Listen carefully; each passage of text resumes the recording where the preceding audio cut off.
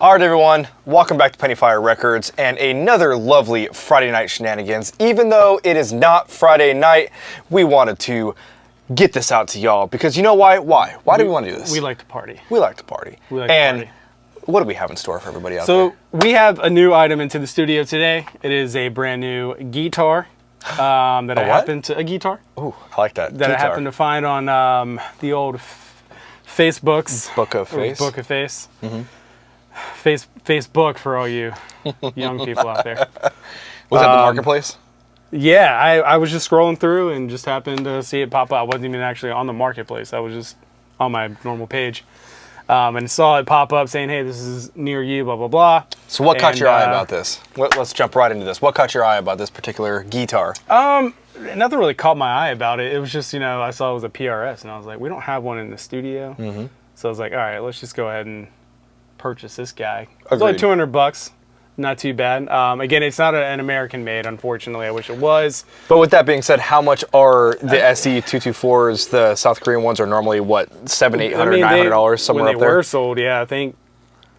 Yeah, I want to say it's around the $800-900 or somewhere. So for $200, possibly. That would have caught my eye instantly. Yeah, right? I mean, we had talked about, I think, doing a project guitar anyway. So I was like, hey, this would be perfect. So we did, and I think the results came out perfect. Yep.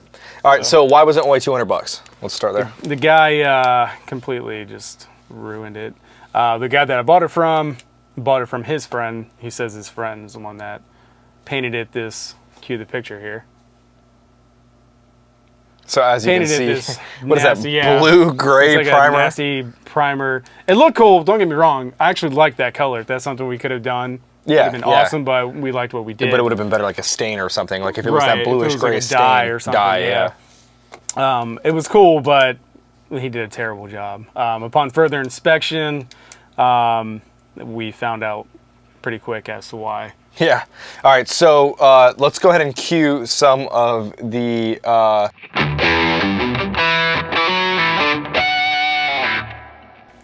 What?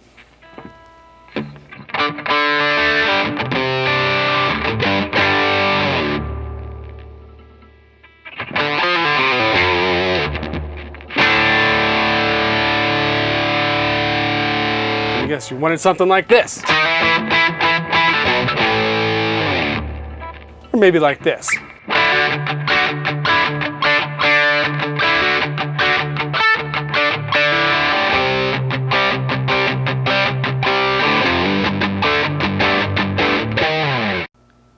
We're supposed to be queuing restore photos, not you playing photos.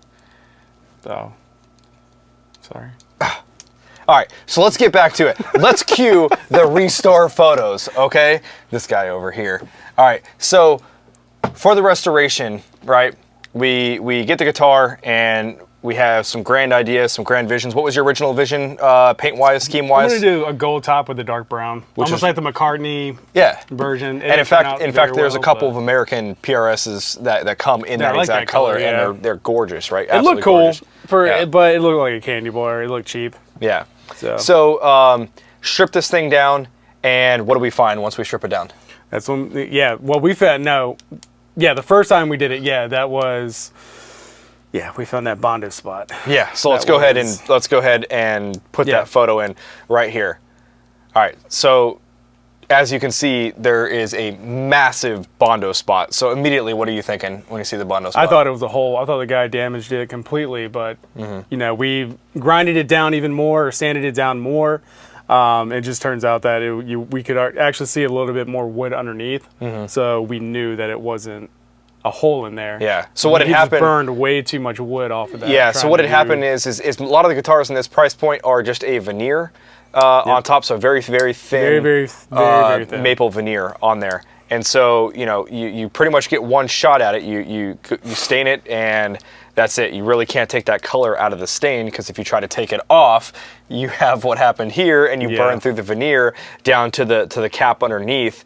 And so without them being an actual solid maple cap, and it just being a veneer, yeah, you have to be very, very careful. Very careful. When you only get one shot at kind of restoring them, and there's only so much that you can do to it. So with that being said, On our end, what we had to do was we knew immediately that we wanted to get rid of this red stain on the back. If you like the red stain out there, hey, look, not putting it down at all. I'm not a fan of candy apple red.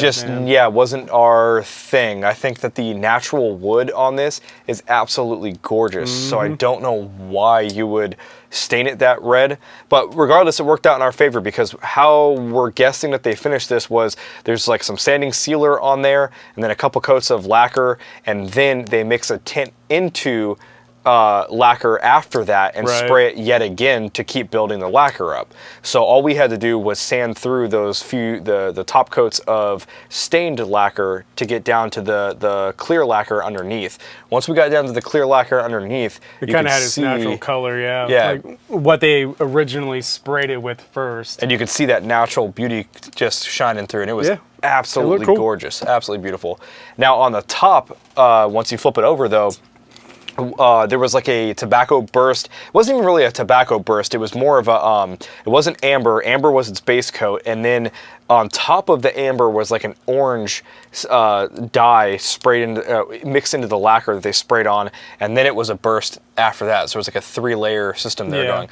So we sanded down through the orange, got down just to the amber. And once we saw the amber top with the natural back, we knew we had it. It was beautiful, right? That's what we wanted to keep it as. And we knew we wanted to keep that. So then began the real work of how are we going to fix this thing and make it look like a workable guitar that's going to pass and look presentable to not only ourselves but people inside the studio. So this artist over here, we ran up to the local hardware store. The lady was super helpful and picked out the perfect shellac and color. We used an amber shellac.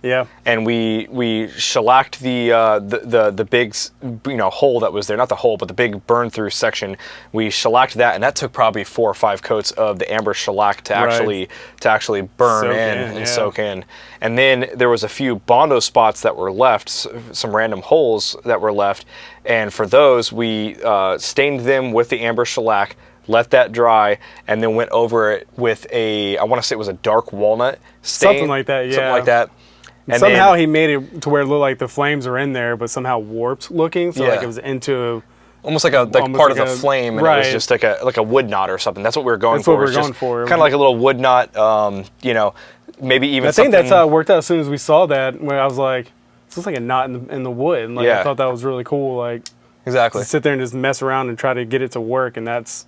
It almost looked to the way it ended up coming out in the end was it looked so good that you could almost just pass it off as a B stock. You go onto Sweetwater and they've got the B stocks for sale, and you're like, hey man, I'll take $200 off for that little spot. Yeah, I'm cool with that. Right. That's kind of how it came out, and it looks great, and it has a history and a story to tell, and it it's our unique thing. And then cool. For the finishing on the after finishing, the clear coat, that is, we used an acrylic lacquer, a satin finish on the back, and a gloss finish on the top. It's not nitrile. I know a lot of guitars, they kind of do 50-50. Some are acrylic, some are nitrile. They're all lacquer based. It's a lot harder than like a polyethylene or polyurethane finish. So yeah, that's what we ended up doing for the overall finishing of the guitar. The beauty. Yep, I'll move out of the way. This is what she turned out, or how she turned out, I should say. She looks great. She looks really good. As you can see, here's the actual wood knot piece. Let me get a little closer for you guys. And it does. At least to me, to my eye, it looks like it's part of the guitar now. Mm-hmm. Agreed. It doesn't look... Go ahead and show that. It's a beautiful... Show that natural back, too. It's a beauty mark. It is a beauty mark. I like that. It's a beauty mark. And then there's the natural finish. So if you have one of these with the red stain, if you sand through that red tint, the layer underneath is this what right you're here. Get in the back. Here's a good. Let's get you up here. We don't have the logo, the PRS logo just yet. We are actually going to order PRS logo, and then yeah. What about the tuners? The tuners themselves, they are the SE versions. They are not the American version. They are the locking tuners. Yeah, they are the locking tuners, and they work great. Yeah, absolutely good. Really well. This guitar stays in tune. Very well. It stays in tune better than most of the guitars that we have in the studio. And I don't know what the secret is there or why or how, but Man, she stays in tune. She stays in tune. So pickups are stock. Same with the pots. The pots are CTS pots. There's no reason to change those out at all. I think they were the alphas too. We are playing around with the idea of possibly putting some bare knuckle pickup.